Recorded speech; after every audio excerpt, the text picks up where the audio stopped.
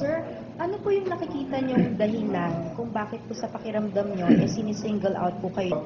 Ang aking pera sa bangko ay ginarnish ng BIR. Hindi ako makapag-withdraw ni isang sentimo sa sarili ko pong pera.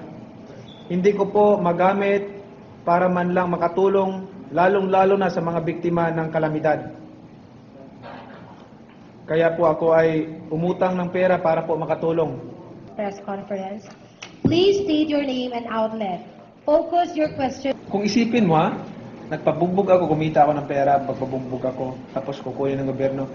Pero pag magnakaw ka, wala pa akong nakita na may ninakaw na ginarnish lahat, pati property o saka lahat ng mga kayamanan. No, yung mga magnanakaw. Of Manny Pacquiao says, one, they have given the BIR an access code so you can see how much he's paid in the U.S. So we computed this is all that he earned. We computed this is his tax due. And he's alleging that he had paid the United States. So we just want that document to show that he has paid, he has filed this return and he had paid the United States. That's all we're asking.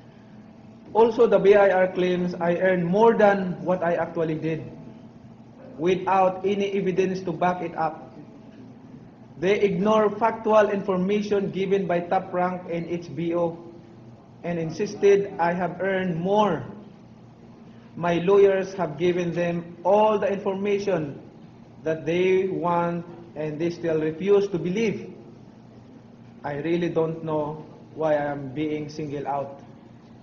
It depends when he earned it, no? Okay. Because I think now. And I'd like to say that we're not singling him out. In the first place, we gave him 2 years to comply with this. That's much more than what we give to other people. Okay. Second, we did not file a tax evasion case. We're just collecting a civil liability, a tax liability. There's no tax evasion case.